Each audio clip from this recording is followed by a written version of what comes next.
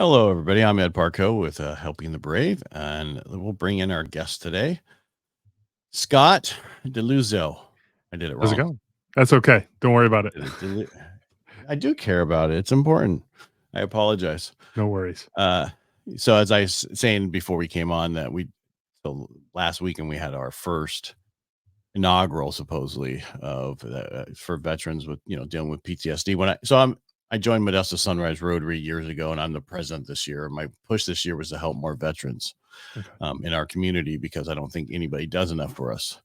I Sure. won't say government because government doesn't. But anyway, we'll move on from that. They try, but like with Sure. everything, when the government, Ronald Reagan says the four worst words you can hear is I'm from the government. I'm here to help. Right. Yeah. Right. So it was nice to see. I didn't know how it was going to work and everything, but we had the community buy-in on Friday and a few veterans, and then on Saturday we have more veterans.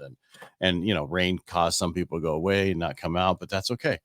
But it's a huge thing what we did, and it doesn't affect you until later when you think about it, because you're so used to just you did everything trying to relax. And then but what we did is we had a 1941 replica lighter from that they gave the vets during World War 1940s that they would put in their pocket and carry. So yeah, it says do no harm, and it has the feet, and then we have the walk on the backside. So it was that's pretty cool. People like wanted this more than anything. So that's a good memento for something like that type of event, It worked because I usually do, like I did a service coin, for my Rotary this year, which has never been done in my Rotary.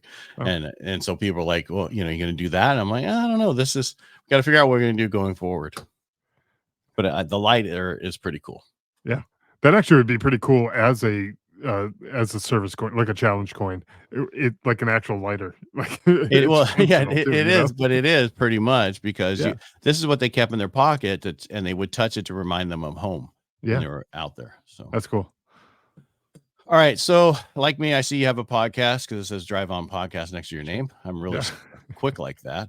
But what's kind of your background? You told me you were a soldier. Why did you pick the Army?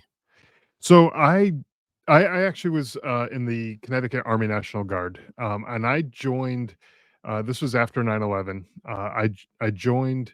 Um, I was in college during 9/11, and I wanted to drop out right then and there and just get into the military and just go get after it because I knew there was going to be something going on. But I also knew myself, and I said, if I drop out of school, I'm not coming back. I'm not going to pick it back up when I get out. I just knew I wouldn't. So I was like, okay, I'm already partway through. Let me just finish it. Whatever's going to happen is going to be more than a couple years. So I'll be able to get into the fight at some point.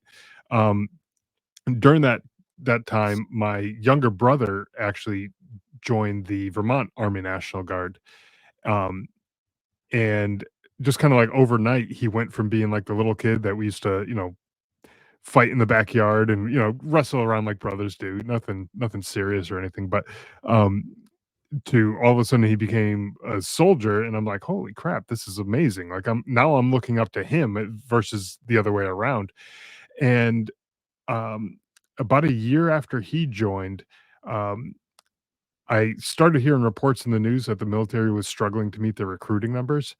And it started to piss me off because I was like, where are all these people after 9/11 who are ready to go kick some ass, that type of thing. And then I realized, well, I was one of those people and I still haven't done anything about it. So um, I kind of went with the path that my brother went. I kind of followed in his footsteps just because it was like the almost, I don't know, fear of the unknown or something like that with anything else. So I just kind of picked the same MOS. I kind of went the same National Guard route that he did, just because it was familiar and I kind of knew what to expect a little bit just through conversations with him. So that's how I got into the Army. I didn't really, prior to him joining, I didn't really have any allegiance to any one branch or another. My grandfather was in the Navy in World War II, but outside of that, I didn't really have any kind of military history really in my family background. So I would have been okay with going anywhere, but I just kind of figured go with what I know and take it from there. Hmm. It's I'm in California, So I don't talk to many people who join the National Guard here. And it's not like I don't talk to them because they joined the National Guard. It just doesn't. But I've talked to multiple people through, doing because my Helping the Brave podcast, I used to get everybody from outside of everywhere. And I got to a point where I've used up everybody I knew. So I went to Podmat and I connected. Right, right. And it seems like lately it's like all I'm running into is the National Guard. Okay. So it's like, why is it so big in the East Coast? I don't know. Just because that's just what, I mean, it was for me, like, part of the reason why I wanted to go in the National Guard was, um, well, one, I wanted to go infantry, and in Connecticut where I lived, there wasn't a reserve infantry unit nearby, and so, if I wanted to do the part-time, route, National Guard was the only option, for me, unless I wanted to drive someplace else to another state or something like that, but that didn't really interest me, and I had just gotten out of college. I just started my first job out of college. So they were thrilled when I said, "Hey, I'm going to basic training for 3, 4 months, whatever it was at the time." But um, so I also wanted to stick with that career as well.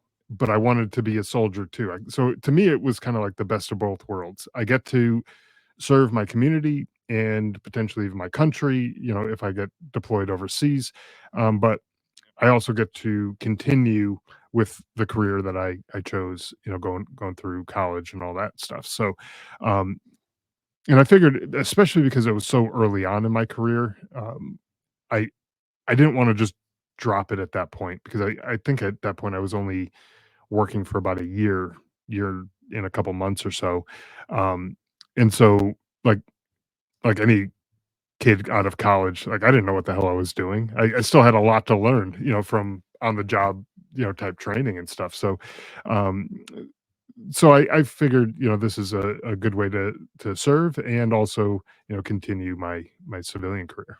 Right. Now, what are you doing? So how long are you still in, or how long were you in?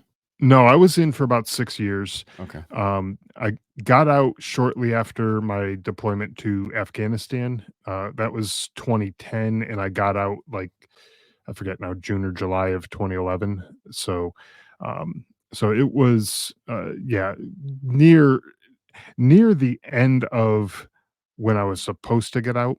I got out a little bit early, and I'm sure we'll get into this. So I mentioned my younger brother. Mhm. He joined the Vermont National Guard. He also was deployed to Afghanistan the same time I was. Tragically, he did not make it home, and so I got out shortly after returning home, because of all of that. I could understand that. Yeah. But it's amazing how many reserve people we use for that war versus, I was talking to somebody else, and they're like 60, almost 70% of the people who were over there, which we used to call in country, Yeah. but over there in the sandbox were reservists, Right. you know. With the deployment that I was on, so how my brother and I, because he was in the Vermont National Guard and I was in the Connecticut National Guard, how we got there together was the 2 units that we were in fell under the same brigade, and it was a brigade-wide deployment, and, between all the infantry battalions and the support units and everything like that, it was one of the largest deployments of National Guard soldiers since, I wanna say, World War II.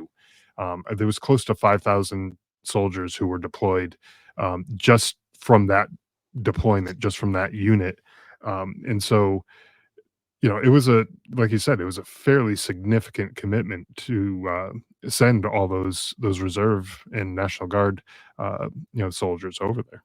Yeah, I mean, because normally it's the opposite, Yeah. yeah, but that was because of all the let's cut our forces down and put everybody in the reserves. And because I remember when I got out, they go, "Are you going in the reserves?" Oh no, they'll Right. call me back up. Oh no, they never get called back up. And then next thing I know, everybody I know that said that to me is no longer here. They're over there. Yeah. Right. Right. I mean, I did my time and I got my bachelor's and master's thanks to it. And And, and I appreciate it. And I was talking to somebody else on another podcast, and I said, when I got out, I ran away from the military. Yeah. I wanted nothing to do with it. And then a few years later, a while later, I came back to it, to help, I just saw too many people committing suicide because of PTSD and other stuff. And even to this day. And that's why I focused so much on veterans through my Rotary this year. Mhm. We had Operation Surf Over. If you know who they are, have you ever talked to them? I No, have not, no. you should look them up. Yeah. They do surfing for PTSD and also bilateral amputees, all this stuff. Operation Surf. Let me know. I'll get you Van's information. Yeah, Okay. cool. Yeah. But it's a great program where what they do is just amazing. And you can check out their documentary called Resurfaced. It's on Netflix. Oh, okay. Yeah. So, I mean, yeah. So it's a huge thing with talking to them. And then we had another gentleman who is in the prison system.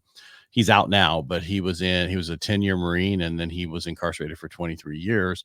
And during that period of time, he finally got to a point where he created a program so that veterans would never go back in. And he says the problem is with PTSD is either you commit suicide or you go to prison. It's the same thing. And so he said the problem we deal with is he wants to have a boot camp out. Like we have a boot camp in so that you can deal with this stuff. And he goes, because if you paint a Bradley yellow and call it a school bus and it goes down the road, tearing up the road, it doesn't know it's a school bus. It thinks it's still a Bradley. And he said, and that's what they teach us is you're a tool of war. Now come back. You're no longer a tool of war. And so there's that. A lot of that has to deal with these issues that we have to deal with. And my big push is most of us, the reason we are able to go in the military and run towards danger is because we have trauma from as a kid that we haven't dealt with. And it just exacerbates that from what we've seen and everything else over there. Yeah, from the conversations I've had, I've talked to a lot of people who have had some sort of screwed up childhood or rough upbringing, and uh, they were in a rough neighborhood. Their parents were you know not the best parents or whatever. The communities that they were in just weren't great, and they needed to get out, and they needed to find another uh, another way of life, and that's what they found in the military. And in a lot of cases it saved them because they would have ended up in a gang, on Mhm. drugs, doing all these other things. In some other cases, it just, like you said, it exacerbated the issues that they were having. And you know it's not exactly the best situation, but unfortunately I don't know that there's any formula that you can apply to it and be like, yeah, if you go in, this is gonna work out well for you, or if you go in, this is gonna totally mess you up. I mean, everyone's gonna be different. So It just depends on what you see. That's yeah, the whole thing, because I mean, even in regular times, people get PTSD from, from other things that happen. And in sure. combat, when people go out, the people who are supporting them, they get so connected to those people, and then those people die when they and then they go commit suicide. Yeah, So, yeah, yeah. you never It's know. tricky. It's something that we need to stop. And I don't It know is. the exact answer, but I'm trying to do my part. So, Sure. Yeah, and I mean, that's the best you can do is raise awareness, talk about these things, and shine some light on it, so that way people don't sit there thinking, "Gee, I'm all alone. Like, I'm the only one in the world who's having these thoughts, and that I'm feeling lonely and isolated, miserable and depressed, and all these other things that they're feeling." But then they start hearing other people are like, "Yeah, I've dealt with that too." It's like, "Oh, really? But you seem like you got all your stuff together. Like, what gives? Like, how did you pull it together?" And then the light bulb comes on, and they're like, "Maybe there's some hope for me too." mhm. Yeah, I mean, there's hope for everybody. It's just a matter of how you Sure, deal with it and there's so many different ways. And I don't claim to tell you how you should do or how you shouldn't do it. Whatever works for you works for you. yep, yep, So if exactly. if you have to go out of the country to do these treatments, then go to. I don't care what it is. But yeah, Whatever it takes to yeah, get you over whatever it is that you're dealing with. right. And some of these things you may never fully get over it, but you learn how to cope, and you learn how to deal with them in a healthier way than maybe um, what you had been doing. Right. So, that you just got to keep trying. Yeah, because I mean, what we did with the reserves in this last war is kind of what they did with Air Force in the Vietnam War, because it just came out of the Army, and they Mhm. didn't have enough people, so everybody went in the Air Force. And my dad was in the Air Force, my uncle was in the Air Force, everybody I knew was in the Air Force, right? And they had, I mean, my uncle has major issues. You can't still come up behind him and scare him. You Yeah. know what I mean? It's like Right. you're in it, and to us, it's like you're in the chair force, and this, that's today's. It's not the Sure. same. So yeah, so you never know what's going to happen, what they're going to see. And my dad died of hairy cell leukemia from Agent Orange in Vietnam because he worked on the planes when I Mhm. was 12. So I dealt with that kind of stuff. I didn't even deal with that until I was later on in life. You know, so Yeah. things that Yeah, we have absolutely. to deal with. All right. So how did you deal with your? I mean, I know it's going to be hard, but the loss of your brother. Yeah, it was like you said, it was hard. And that's partially the reason why I got out of the military altogether. Um, but just I'll back up a little bit. So the day that he was killed, my unit was out on a mission in another area. We weren't anywhere near him or anything like that. So I had no idea what was going on with him. But I got a call on the radio from our commanding officer who was looking for me directly. I was an E5 at the time. So anyone who knows anything about the chain of command, like that doesn't usually happen unless you did something really good or really bad. And so I'm thinking to myself, I didn't really do anything spectacular today. So what did I screw up? And I'm checking all my guys' equipment. I'm panicking, right? I don't know what's going on. Couldn't find anything out. So I linked up with the commander, and he told me to take a knee, and he had some news for me, some information. So my mind's racing, like, what the hell could it be? And he told me that my brother's unit had been ambushed and that my brother was hit. And this is going to sound weird because we're two infantrymen in a combat zone. My brother and I were infantry. Um, it hadn't occurred to me up until that point that something tragic like that could happen to my brother. Just was something I just put out of my mind. Like it wasn't even a possibility, like, that's just something that happens to other people, and so, at that point, I'm thinking to myself, "Okay, well, let's get me out of here, wherever here is." We're in the middle of nowhere, Afghanistan, and get me to him so I could be there, for moral support. Maybe he need I don't know, something, blood or whatever that I can help him with. Like, let me get to him, and I'll just be with him for a little bit. And the CO looked at me and he was like, "No, you don't understand. He was killed." And right then and there, it was like a punch in the gut, like the whole my wind got knocked out of me, it was just the absolute worst feeling ever, and my mind's racing trying to figure out, like, what does life look like now without my brother? Like, that was such a strange thing to come up, at that point. So like anyone else, I was grieving, sad, crying, all that stuff. So, about 15 minutes though after finding out that he was killed, we got into a firefight too. And I realized I gotta stuff all this stuff down and compartmentalize it because I have a job to do. I got soldiers I need to lead. We got to go, repel this attack that we're experiencing. I got to make sure none of them get injured or killed, and God forbid something happened to me. And I know this is going to sound selfish the way I'm saying it, but it wasn't selfish the way I'm thinking of it. I didn't want anything to happen to me because I didn't want my parents to get a second knock on the door that day because no parent should have to lose a child, but could you imagine losing both in the same day? Like, that would just be the worst. So I was like, "Okay, I gotta figure out how I'm going to put this aside, the absolute worst news I could have gotten. How do I put that aside and continue being a soldier and continue fighting, doing my job?" Which we did, and fortunately, none of our guys were seriously injured or killed or anything during that attack. Um, Fast forward now, coming I'm back home, and to your question, um I don't know that I ever figured out how to pick up that grief when I first got back home. It just manifests in anger. I drank too much. I wasn't sleeping hardly at all, so I would drink more just to make myself pass out so I get some sort of sleep, as crappy as sleep as that is.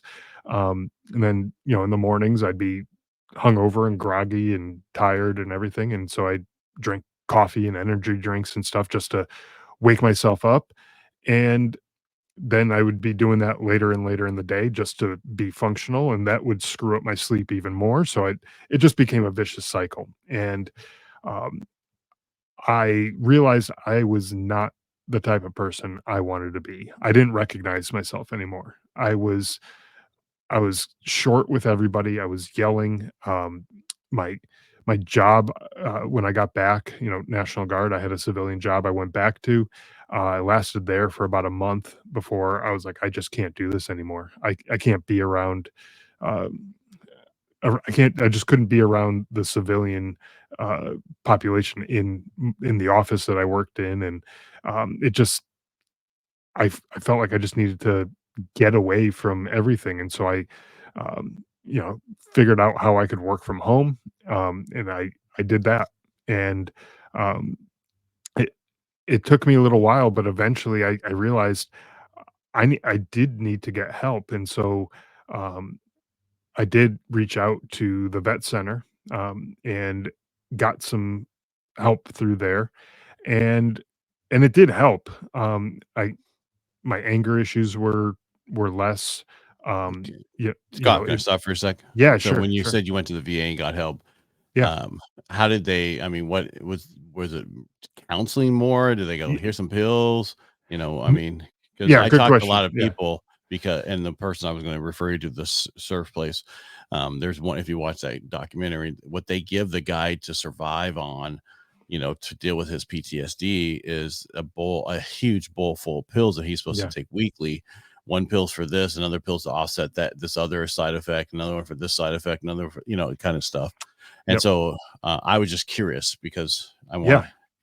Yeah, no, that's a good question, actually, and, I shoulda covered that too, but, No, no, I said um you got to let me ask the questions so we yeah, have a conversation, not sure. just. You know what? Being a podcast host, I'm used to being the guy talking I know. doing Well, that, I'm so a host. I ask the question, let you talk, and then I'll interrupt you when I y see fit. interrupt Yeah.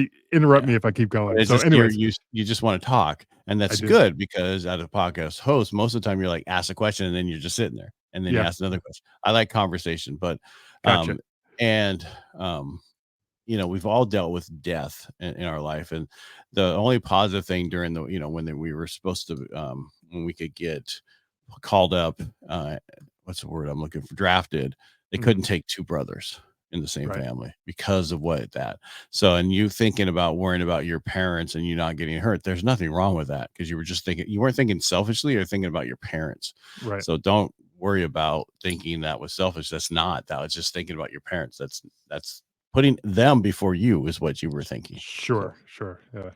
Um, so to your question, I it was just basically just talk therapy. The counselor that I had, he was a veteran as well, and, it was just 2 guys talking, you know, more structured than what we're doing now, but it was not much more than that. It was him asking, like, "What's up? What's going on with you? What's your week been like? What's been bothering you?" That type of thing, and, um, I would just talk, and he'd help me work through some of the stuff, and, help me figure out ways to manage my anger a little bit better, and not be so quick to jump down people's throats and yell at them and be just this miserable, miserable person. Um, and so I didn't have any, pharmaceutical issues or anything like that. They didn't give me any drugs at that point. Um, Now, fast forward a few years later, I went through that counseling and got to a point where I was like, I think I'm good. I don't think I need to keep doing this on a regular basis. So I stopped for a few years, and after a little while, I started noticing some of those issues creeping back up where I'd have the anger issues, the flashbacks and, issues that I was dealing with before, they were starting to come back up. So I went back and I was like, I got to get more help. They worked the first time. Um, Clearly, whatever I was dealing with. It's either you know, not wasn't fully resolved or something triggered it to come back. And so, you know, there's no shame in that. I just went back and talked to people a little bit more. At that point, they did try to prescribe uh, some some drugs for me to help with depression and stuff like that. And um, for me, I was like, the drugs just made me feel worse than it was worth. Um, it basically just numbed everything out where there was no joy, there's no happiness, there was no sadness, there's no it was just everything was blah. It was just kind of middle of the road. If you think of like a chart No, with like you would real get it. highs and real I lows, totally get it. You don't have you to know? explain it anymore. It's basically just there's no emotion. Yeah. Yeah. Be like what my wife says to me. This is happy. This is sad. There's emotion there. You just don't see it on my face. Sure. But so dealing with this, I mean, what were you? I mean, you were out, the transition out, plus Mhm. dealing with this. Where did you? How did you work, or what Um, did you do for work? Because I know you've. How long you've had your podcast? I've had my podcast for just about 5 years now. It'll be 5 years in a couple months, So and, uh 2018, you started. yeah, 2019, mid 2019, somewhere around there. Okay. Yeah, I think that's about when it was. Um, and yeah, so I was doing that, and I still am doing it kind of just on the side. It's not like a career or anything like that. It's not your full time But I job. You're not an it influencer. is a full-time job as far Yes, as it the is. work is Yeah. concerned. Yeah, I know. I do that my radio show, which I have a producer for that, but my other 4, 5 podcasts, I handle everything. Yeah, So, that's a lot of work. and I also Um, run a mortgage company. So, yeah, a lot of work, you know? But like I said, I found ways to work from home. And that was shortly after getting back from Afghanistan. I realized I just going into an office and doing the 9 to 5 thing like most people do, it just wasn't going to be for me. I just couldn't handle it. So I had a few businesses doing various things. I sold them, you know, they come and go, and I sold the businesses when it made sense. And now I'm doing consulting work, which a lot of it I can do from home. There is some travel involved periodically where I go out to a client's office for, you know, a week or a few days or something like that. And you know, and so for the most part though, I'm at home, which for me, I'm able to handle that pretty well when I'm at home. Large crowds, big, you know, repetitive, like, you know, meetings and things like that with lots of people. Just for me, it's not something I would look forward to. I could do it, you know, here and there for, you know, a week or two here and there.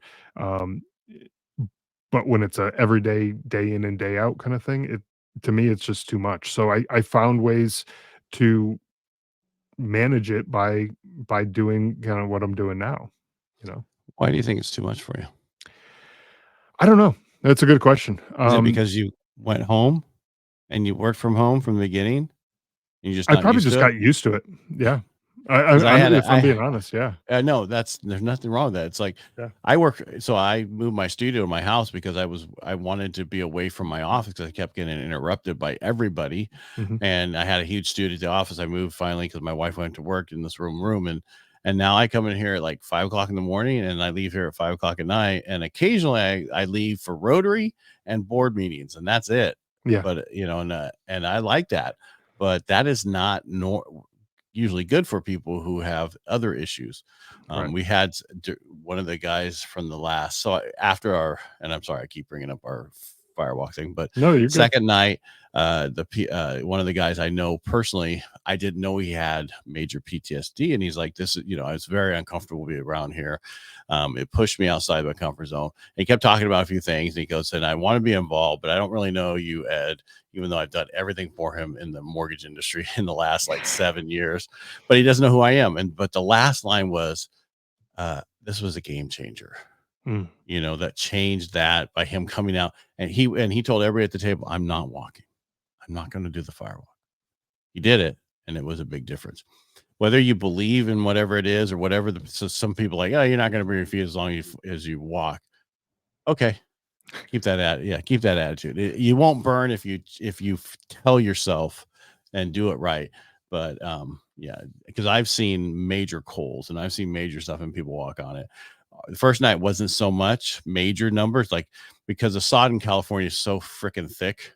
They're like, this sod here is ridiculous because they lay sod down and put it on the sod and they pat it down just like they do. All these guys worked for Tony Robbins for years and years and years. And the second night, though, you could see the major coals, and because the grass had already been pounded down from other people Okay. walking on it. So what I'm getting at is, long story short, is maybe you just need to get out with people more to get Yeah, reconnected. Just that might be. because, yeah, I mean, and you don't have to. I'm not your Mhm. boss, so I'm not telling you.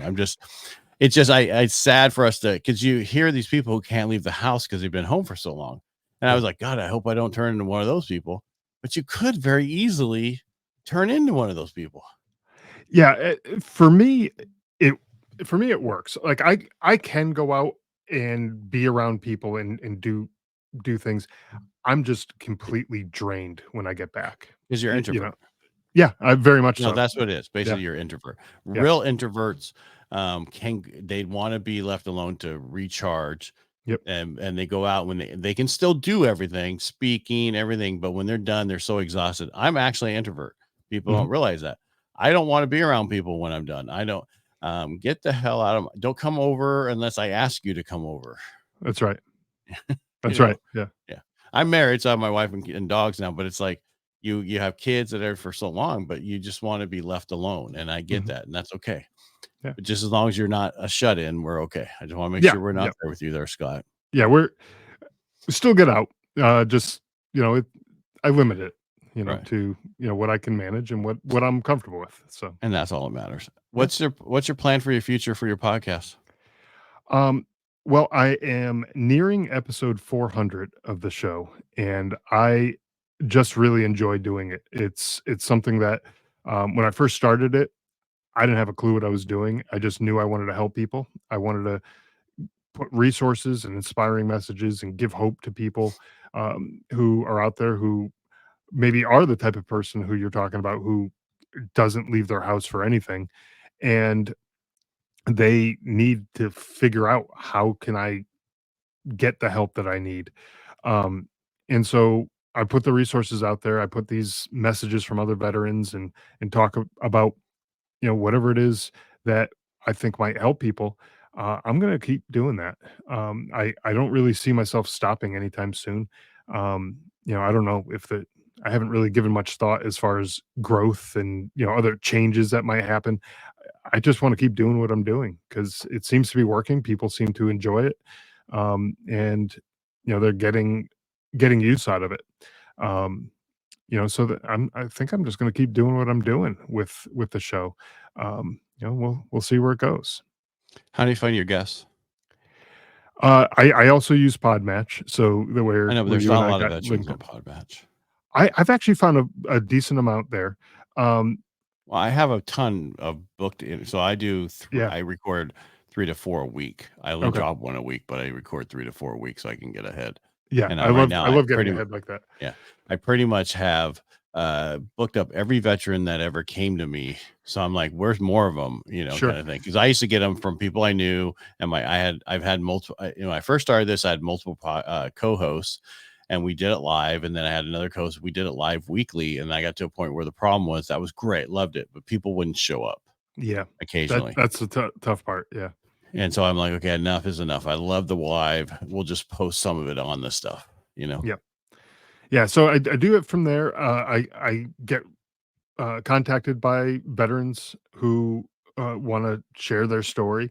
It's not a ton of times that the veterans will reach out, but I will get a lot of times the organizations that are out there, the nonprofits and Mhm. other places like that, who have a story to tell uh, about how they're helping other veterans and the people in our community, and so I have a ton of those types of people on the show, and so they kinda do the work for me. They just reach out and ask to be on the show, and, I check them out, make sure that they're legit and everything, but then, we have a conversation.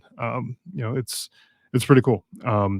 And there's one other place I get a lot of guests is there's a media publicity type thing where people who have a product or a service or a message or something that they want to share, they go and they pitch to different media outlets. That could be television, radio, podcasts, and so I'm one of the people that they would pitch to. And a lot of times it's a pass because they got a cookbook or something like that. It's just not a good fit. But other times they're either veterans or they have something that's worthwhile to talk about. Hmm. I didn't know. Where's Surprise, Arizona? It's about northwest of Phoenix, about Okay. 20 some odd Okay. miles or so. As you can tell, I have no idea of anything in Phoenix. I know only where you just said and Yeah. Scottsdale and, a couple other places. But so when you were telling you're shut in, I didn't know that you had kids, 3 children and a wife. Yeah. Yeah. So So yeah, yeah. 3 kids. They keep us busy. Yeah, I was gonna say that how old are they?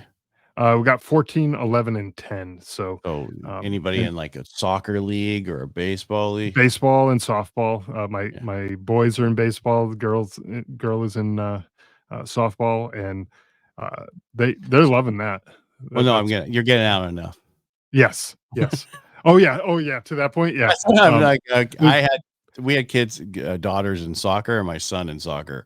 So yeah. when our oldest 2 girls would be in a competitive league, I'd be in Fresno, my wife would be in Sacramento, right? And then we did that for 4 years and told them, you guys are quitting because 1, you don't practice enough. You just think you're as good as you think you are, Sure. and we wanna go camping during the summer.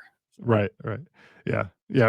I mean, almost every night we have either a practice or a game or something going on during the week during the season. So yeah, I got out enough. Okay, so I'm not so worried anymore.